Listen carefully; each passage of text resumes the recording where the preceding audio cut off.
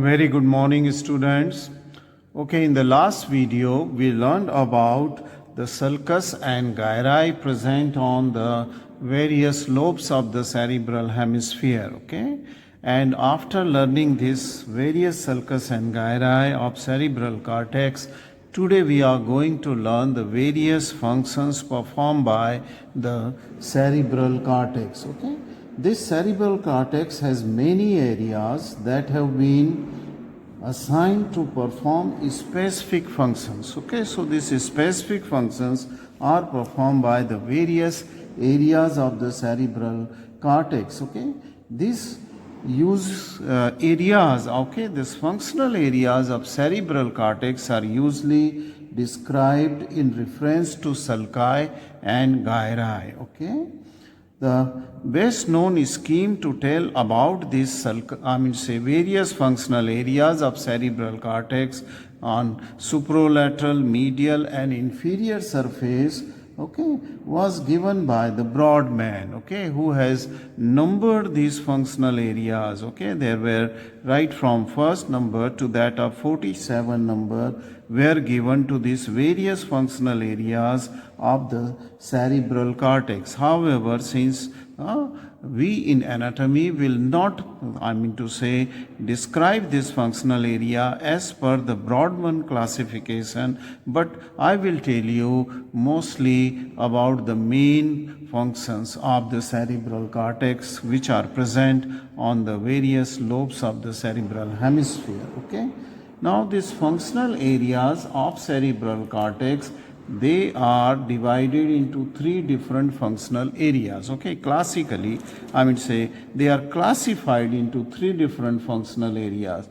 For example, the sensory area, which are concerned with the sensation, okay, and then the motor areas of the cerebral cortex, and then association. So three different types of the functions are located onto the cerebral cortex. It is the sensory, motor and association. Let us see first a brief description of the sensory area first. Okay, let us come first to the sensory. Now the sensory areas are concerned with the perception of the sensation, various kind of sensation they can perceive, and this number one is the general somatic sensation.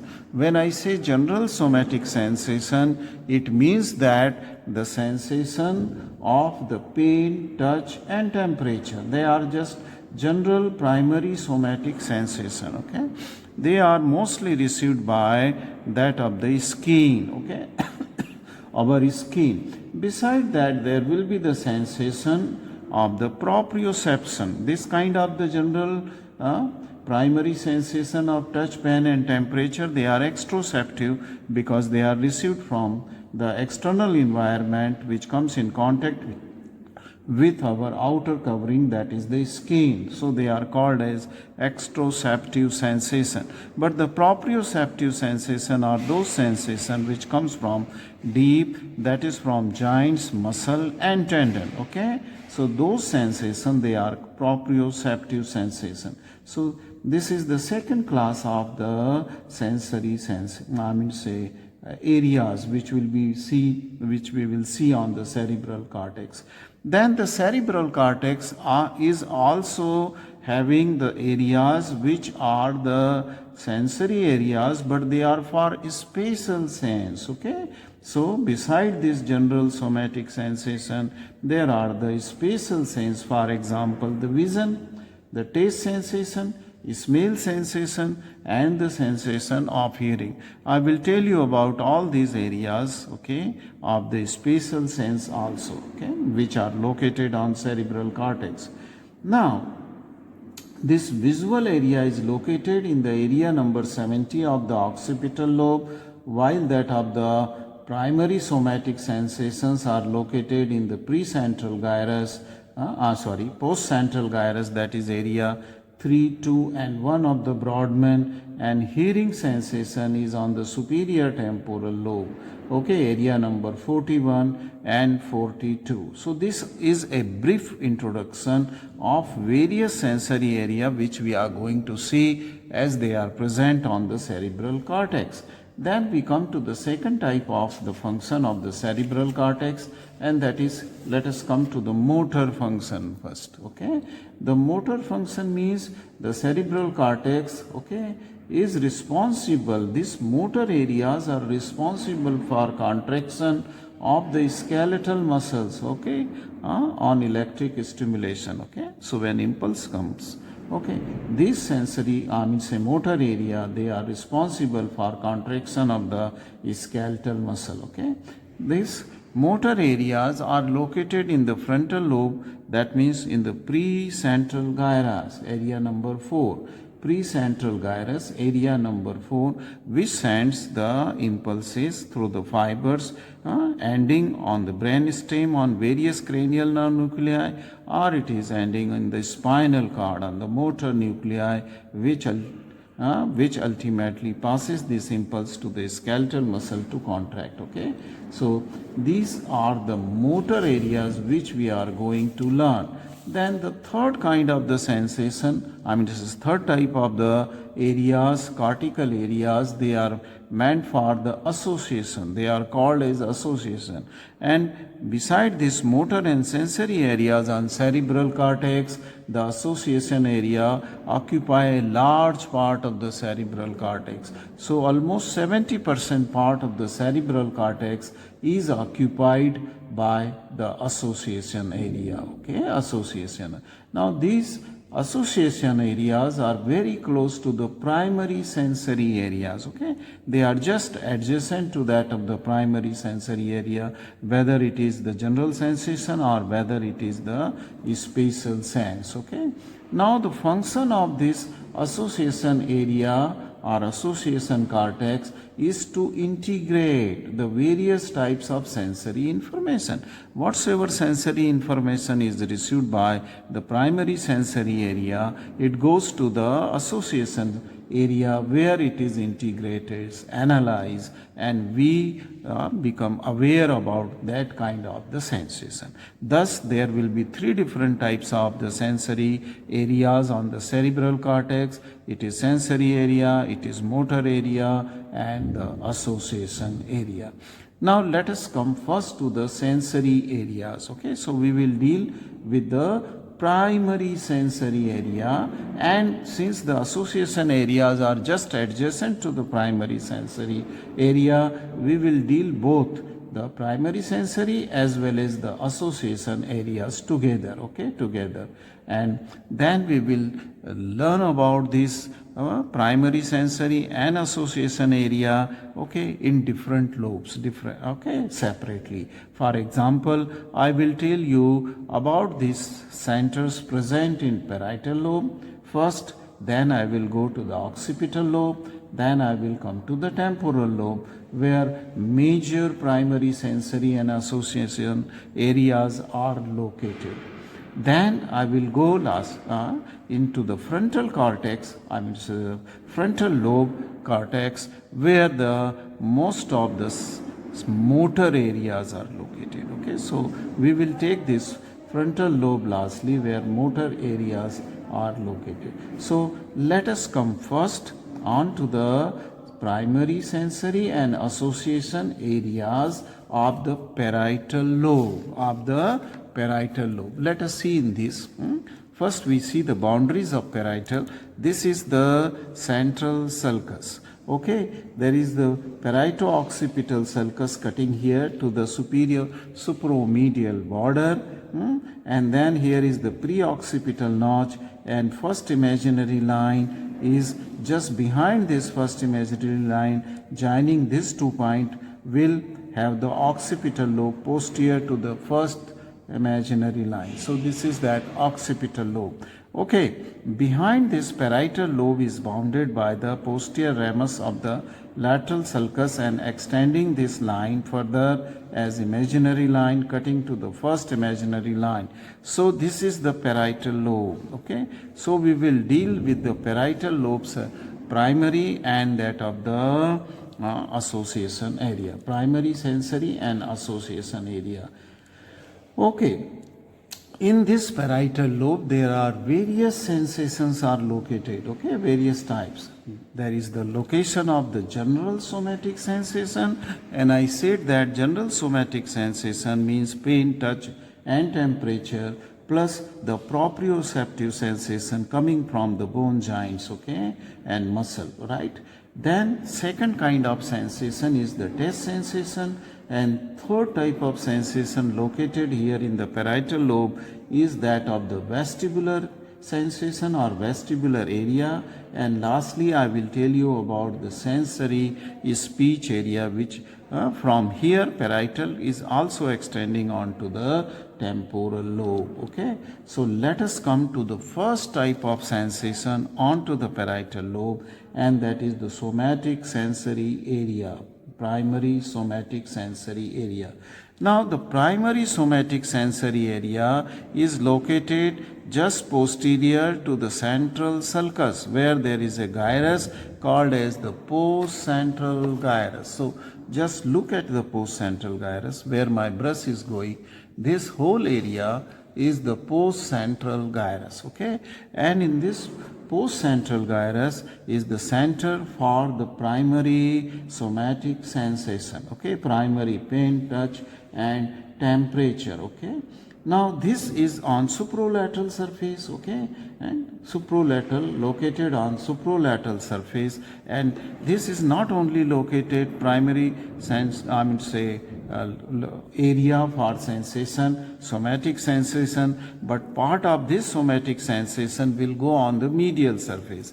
I will show in the cut section the medial surface where this sensation will be located, and this includes the gyrus, precentral and postcentral, and this is the central sulcus here, okay? This is the central sulcus. So this area, this is just located posterior to the central sulcus, okay? This area is also having the center for that of the somatic sensory area. That means in the central sulcus, post-central gyrus, behind the central sulcus, there will be the representation of the pain, touch, and temperature for the areas of the body where the body is represented upside down, depending on which sensation is prominent, okay?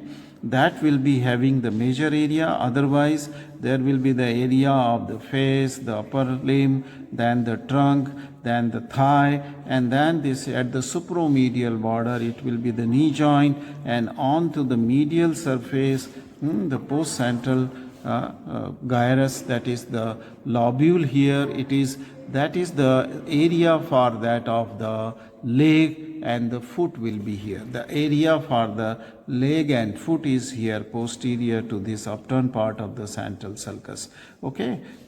So this is the main sensory area or somatic sensory area is there, okay? As I said, it is not only on supralateral surface, but it is also on the upper part of the paracentral lobules, okay, on the medial surface of the cerebral hemisphere.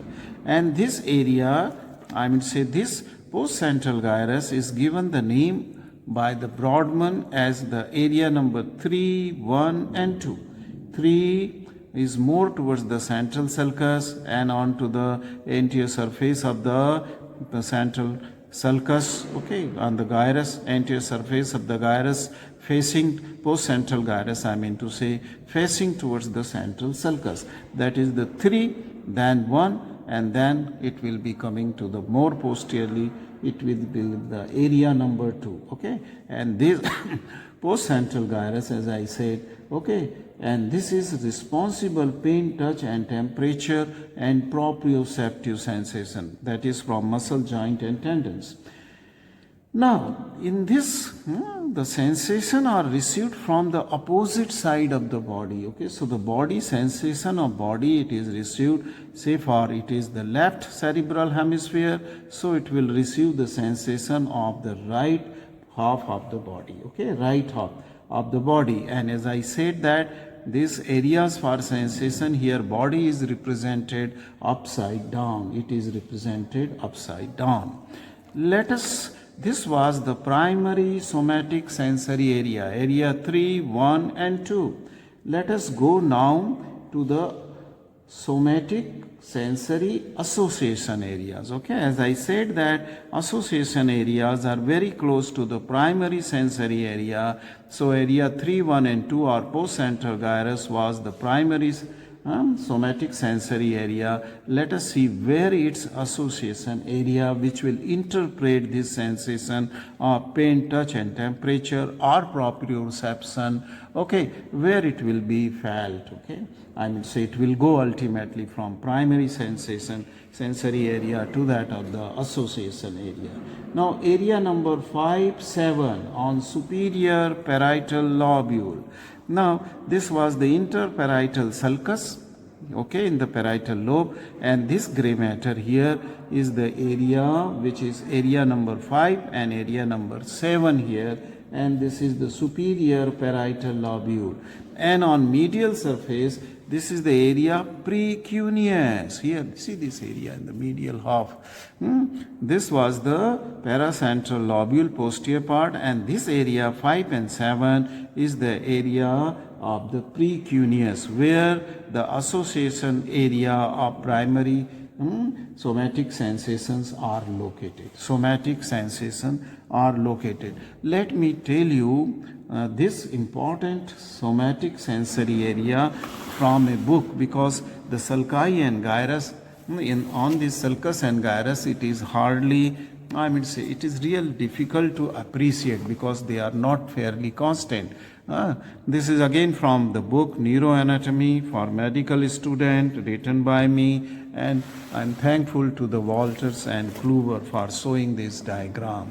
Let us see. This is supralateral surface, and we are talking of the postcentral gyrus. This is the central sulcus is here, okay? And this is the postcentral gyrus or primary sensory area. And that is area number 3, 1 and 2. And so it is also extending on the medial surface, okay, that is in the posterior part of the paracentral lobule behind or posterior to this central sulcus, upturned part of the central sulcus. Again area 3, 1 and 2, they are primary somatic sensory area in the posterior half of the paracentral lobule. At the same time, I will show you that association area for this primary sensation of pain, touch and temperature and proprioception on the medial surface. These are area number 5 and 7. This is, okay, precuneus area. This is the precuneus area. But the same association area for this 3, 1 and 2 is located here, okay, just above the interparietal sulcus, okay. And this is area number 5 and 7. This is the area number 5 and 7 is here. So this completes the primary sensory areas, somatic primary sensory areas, area 3, 1 and 2, and associated area, that is the association area for the same sensation, area number 5 and 7. I have shown you on both the surface, that is on the supralateral surface and here on the medial surface of the cerebral cortex.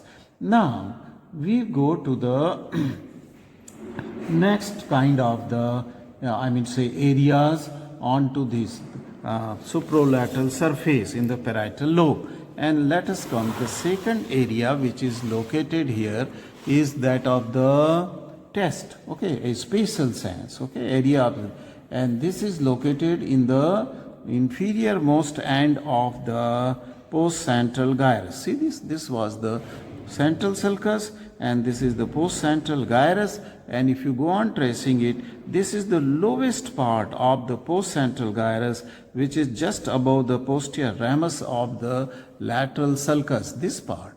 This is the area number 40, okay.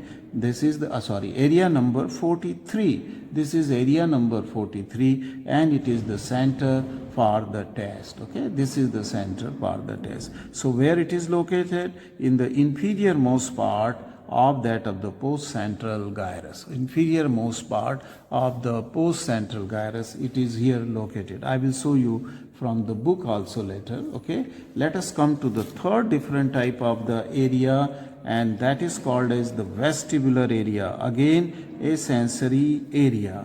Okay, this is the interparietal sulcus or intraparietal sulcus.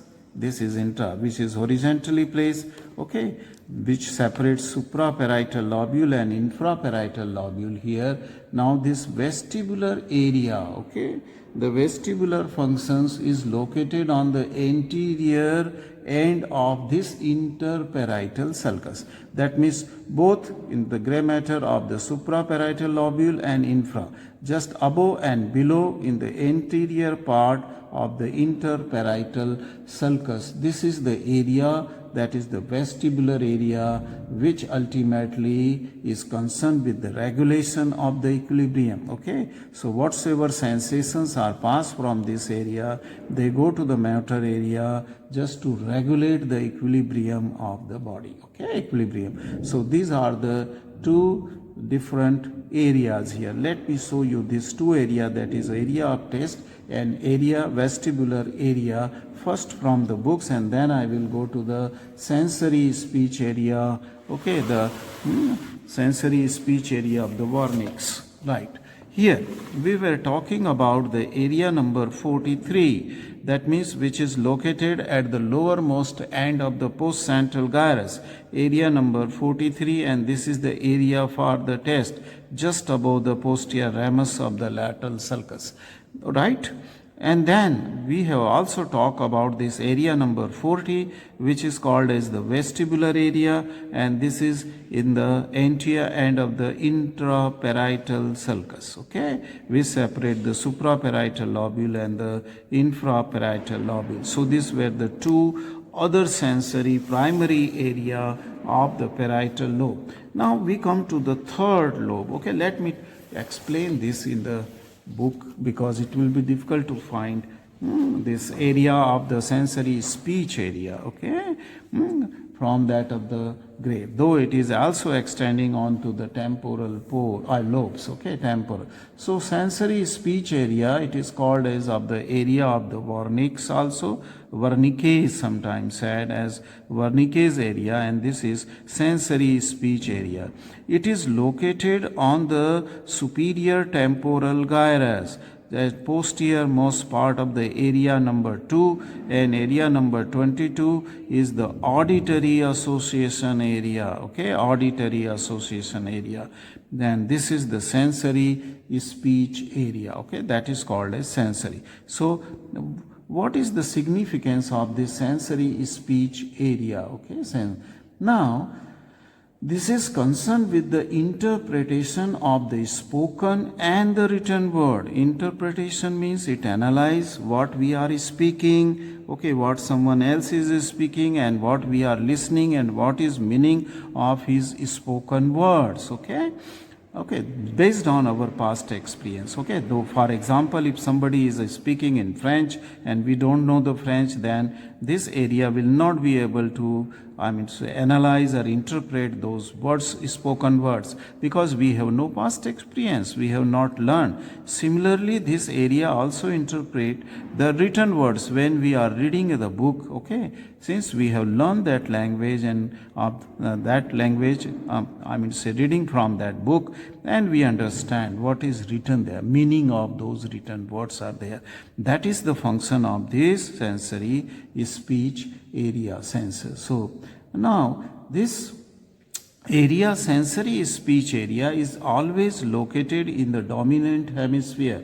If you are right-handed, this sensory speech area will be there into the left cerebral hemisphere, in which, okay, the Broca's area of motor area of his speech is also present. That means sensory area of his speech and the Broca's motor area of the speech, they should be located on the same cerebral hemisphere. In right-handed person, this motor speech area is also located in the left cerebral hemisphere. So this is the sensory speech area. Let us see if we can see this sensory speech area in the superior temporal gyrus. I will show you here. Just it is in the upper border, this is the upper border of the posterior, the posterior ramus of lateral sulcus, and this is the superior temporal gyrus. And this area, okay, it should be the Wernicke's area or sensory speech area, okay, sensory speech area is here, right? I will tell you further about when I will come to the motor speech area of the Broca's. Once again I will refer to it. Now this completes the areas which are located on the surface, which surface, in the parietal lobe, on supralateral and medial surface of the parietal lobe. Plus including a area we have also included from temporal, this area, temporal area lobe, that is from superior temporal gyrus sensory speech area.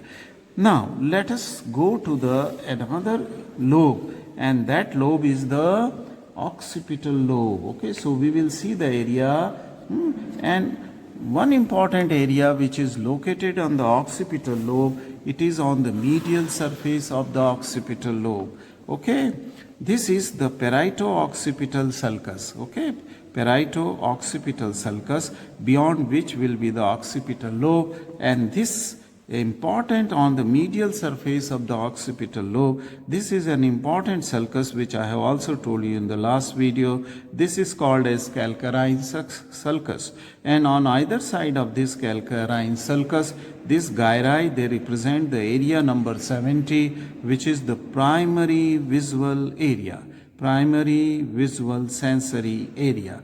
That means whatsoever we see first come to this area number 70, then afferent fibers they radiate, the fibers they radiate and to the adjacent area, which is called as the association area 18 and 19, association area 18.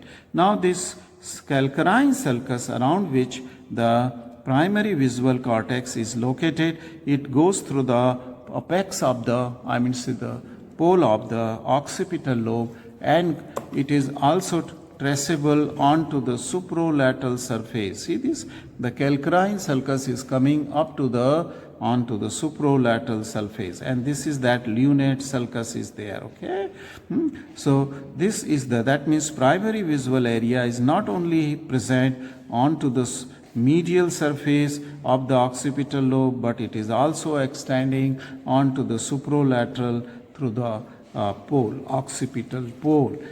So this is the visual area that you will call it as a primary visual area, that is area number 70, and its function is to pursue the visual impulses. So visual impulses are pursued in this, area number 70. Now the visual association areas, they are area number 18 and 19, and this I will show you with the book where you can better understand. 18, these are also called as the visuopsychic area, visuopsychic area. Now let us see this visual association area. See, this was the, let us see first in the medial surface where it is main part is located. Now this is area 17, this is the calcarine sulcus is going here, and this on either side of the calcarine sulcus, area number 17 is here, then adjacent to the area number 17 on either side it is area number 18, and then area number 19. Periphery to that is the area number 19 is also located. So this is the primary visual area, okay, and 18 and 19 are the association area. So the visual association areas are there. Okay. Now let us come to see one of the clinical condition, that is visual agnosia. Agnosia. What is visual agnosia? It is due to the lesion of the visual association areas.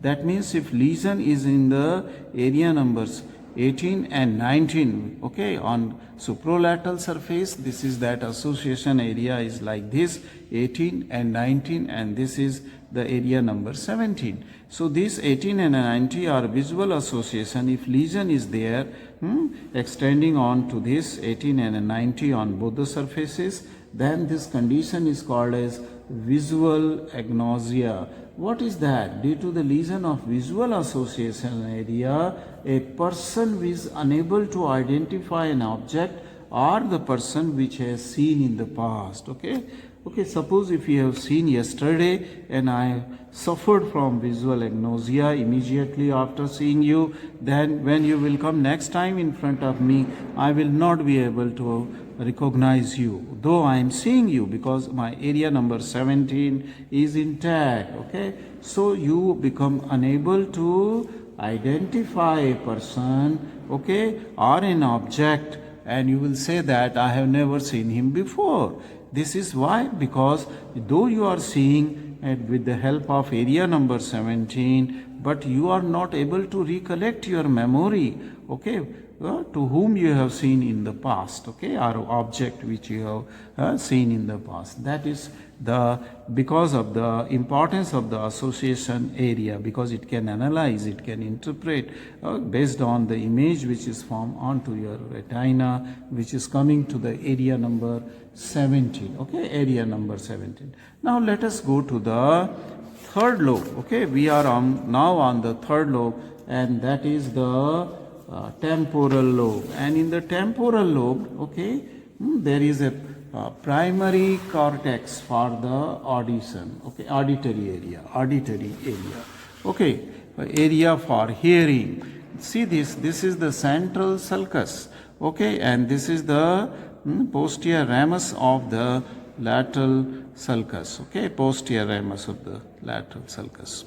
Now this area, that is the area, visual area, it's not visual, auditory area, which is called as area number 41 and 42.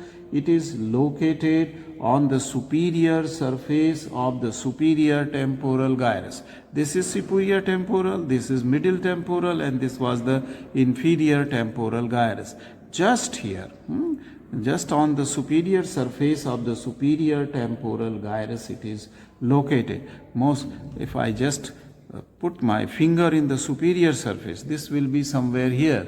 So this superior surface of the superior temporal gyrus and partly also onto the supralateral surface, this is area number 41, and then surrounding to it is the area 42. These are considered as the primary sensory area for the hearing, primary sensation.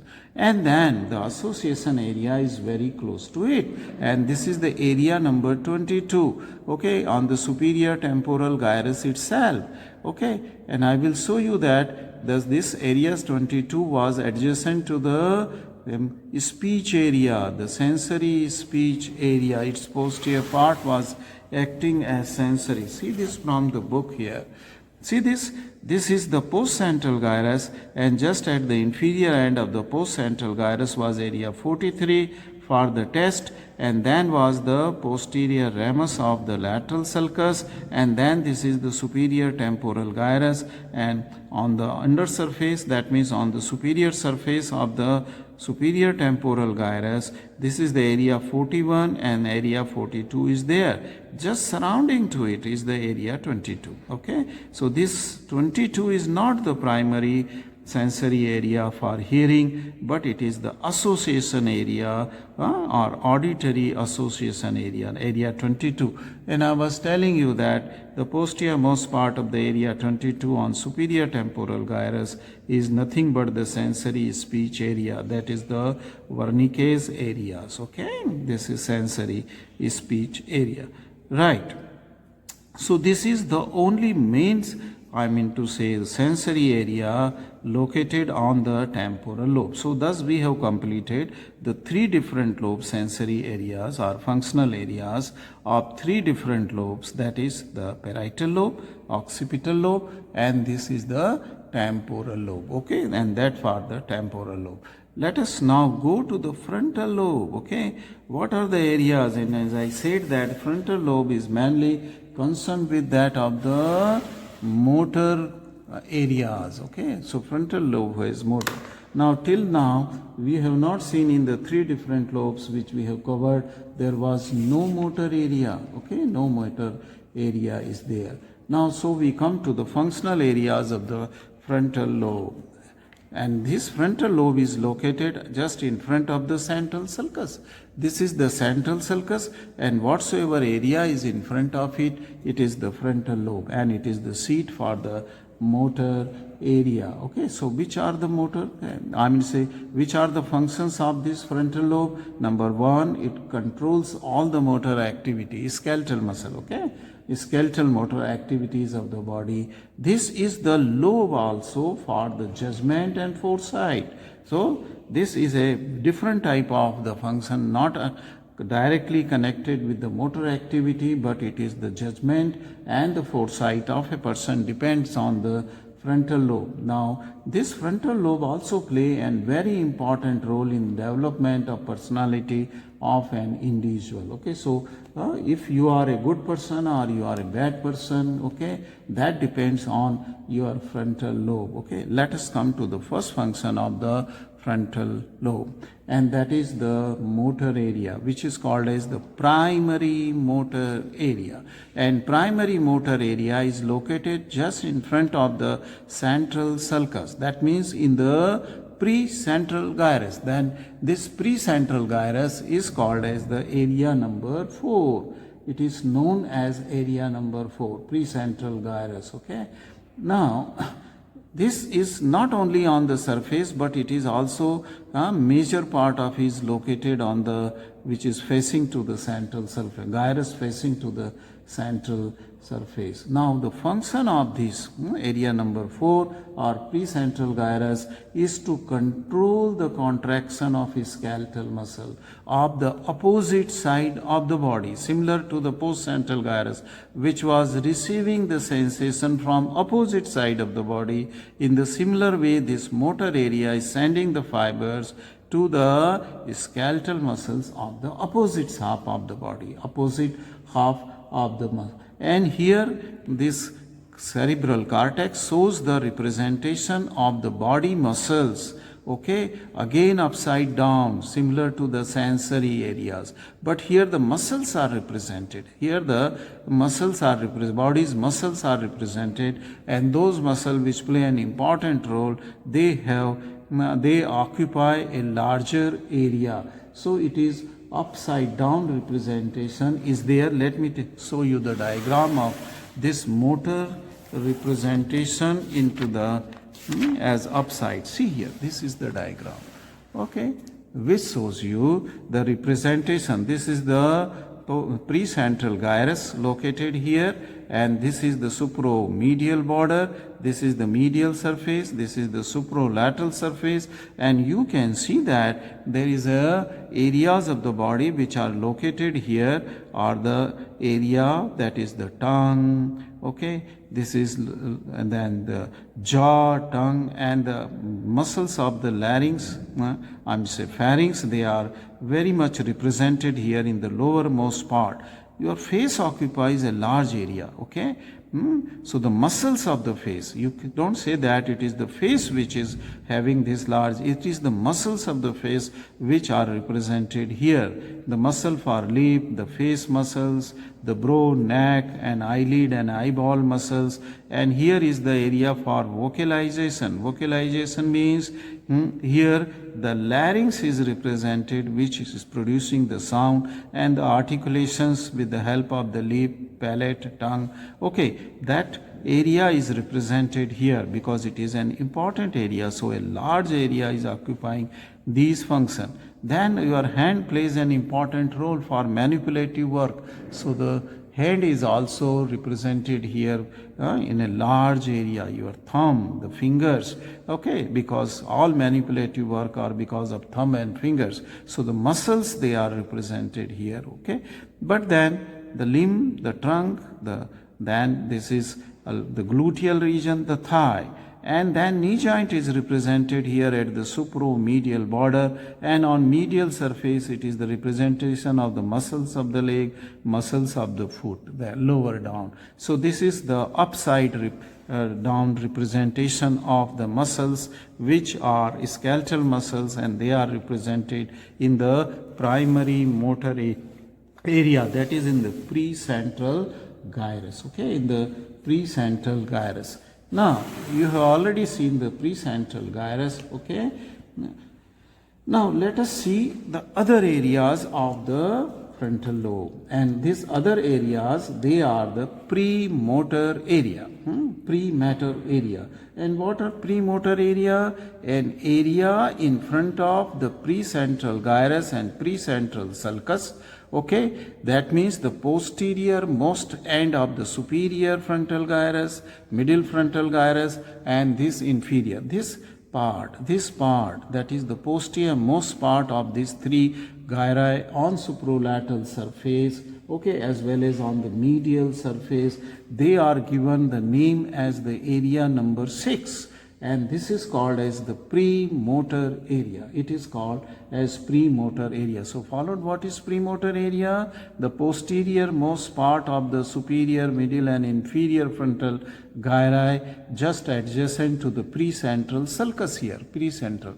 This was central sulcus, okay, this is the central sulcus and this is the precentral. So this part is the area number 6, and this is called as the premotor area. Why? Because it is in front of the motor cortex, okay, area number 4, and this is its function is the the function is ultimately organized. Any skilled movement, it is organized in this area number 6, that is into the premotor area, okay. So all the programming of whatever you are going to perform as a function because of the contraction of the skeletal muscle is first programmed here, and then this program is given to area number 4. So the area number 4 then execute those functions, okay. So all skilled motor activities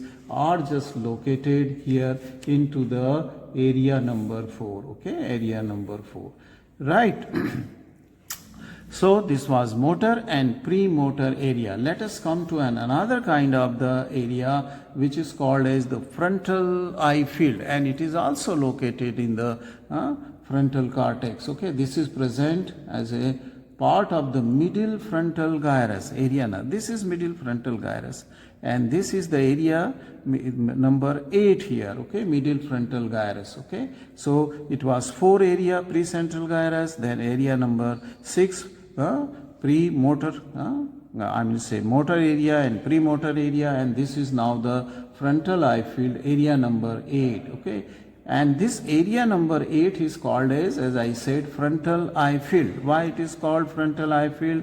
Means whatsoever information it gained the information from area number 18 and 19. And what was the area number 18 and 19? Which was located here in the occipital lobe. It was the association area, visual association area, that sends the impulses to the frontal eye field area number 8, and then the area number 8 sends the efferents to that of the motor nuclei of the extraocular muscle, which controls the movement of the eyeball, okay. So the visual area 70 sends its message to the area number 18 and 19. 18 and 19 sent to this area number 8, the frontal eye field. Frontal eye field then sent the message to the nuclei of the motor, nuclei of the extraocular muscle, which ultimately regulate the conjugate movement of the right and the left eye. So the conjugate movements are ultimately dependent on the frontal eye field area 8. So the area 8 controls the conjugate movements of the eyes. Let us come quickly to the another area which is located in the frontal lobe, and that is the prefrontal cortex, the rest of the frontal lobe, entire most part of the frontal lobe here, that is the prefrontal cortex, okay. And this is ultimately is given the name by Broca as area number 9, 10, 11 and 12. Okay, this is given as area number. I will show you from the books 9, 10, 11 and 10. See here. This was area 4, this was area 6 prefrontal, and then this was frontal eye field area number 8, and then this was 8, 9, 10, 11 and 12 area. These are called as prefrontal cortex. So this 8 is wrongly written, it should be here, okay, frontal eye field. This is wrongly. It's 9, 10, 11 and 12 are the prefrontal area cortex, okay. And what is their function of this prefrontal cortex? Its functions are to store the past experience, okay. Whatsoever your past experience is there, it is stored in the prefrontal cortex. It is stored in the prefrontal cortex, okay. Now this area also controls the behavior based on judgment and foresight. I told you in the beginning that one of the important function of the frontal lobe is the judgment, okay. It is the judgment and foresight, okay, how intelligent, how far you can see in future, okay. That is because of this, okay, your intelligence depends on the prefrontal cortex, okay. And with the limbic system, it develops the personality of a person. As I have already told you, whether you are a good person or bad person depends on your frontal lobes, okay, and especially the prefrontal cortex, okay. So this is the area of the prefrontal cortex. Now suppose if there is a lesion of the prefrontal cortex, okay, area number 9, 10, 11 and 12, then this, as such, this is also the site for frustration, tension, anxiety, okay. This is this area is responsible for this type of function of an individual, frustration, tension, anxiety. And if this area is gone, 9, 10, 11 and 12 is gone, prefrontal cortex, now then there will be no frustration, tension, anxiety, okay. You will not have the foresight, okay. That means you cannot calculate the repulsion or the reaction of your action, okay. And then because of this, a person become rude and inconsiderate to others. He become violent, rude, inconsiderate to other, okay. So this is, and then he is tension free, there no anxiety, no worries, okay. This is that the function of the prefrontal cortex, okay. It is the function of the prefrontal cortex. I hope that this covers the various functional areas of cerebral cortex. I know it is difficult. First you have to learn the gyri and sulci and of different lobes, and then learn this. Okay, just one thing is remaining, I think. Yes, motor speech area is remaining. This area 44 and 45. It is the motor speech areas Broca. And where it is located? It is located also in the frontal lobe, but in the inferior frontal gyri. Okay, this is that. 44 and 45, they are called as, 45 is called as the pars triangularis. That means, let me tell you, this is the posterior ramus of lateral sulcus, this is the ascending ramus of lateral sulcus, and this is the anterior ramus of lateral sulcus. These are the three rami of the stem of the lateral sulcus. So deeply is the lateral sulcus located, and these three rami are going, posterior ramus, ascending ramus and anterior ramus, and these two parts are between the ascending and the anterior ramus. The area number 44 is called as the pars opercularis, and area number 45 between ascending and anterior rami of the lateral sulcus is the area number 45, and it is called pars triangularis, okay. And 44 and 45 in the inferior frontal gyri, they represent an important center called as the motor speech area of Broca, and I told you that it is located on the opposite, I'm to say, in the dominant cerebral hemisphere. If you are right-handed, it will be in the left cerebral hemisphere. This is the left cerebral hemisphere shown here, okay, shown here. Now motor speech area is responsible for production of speech. Here it was the vernix area or the sensory speech area was responsible for interpretation, analysis, what you are listening and what you are reading. Here it is the production of the speech, okay?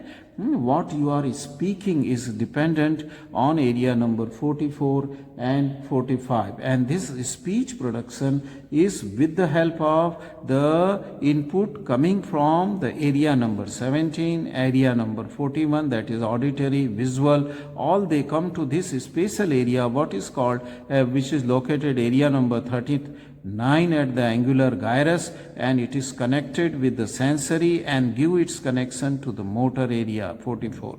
Then 44 and 45 area with the help of its efferent going to the lips, tongue, palate and vocal cord, able to produce the speech. It is able to produce the speech. So the activity of this 44 and 45 area, that is the motor speech area, is due to the activity of the muscles of mouth, tongue, palate and that of the vocal cord.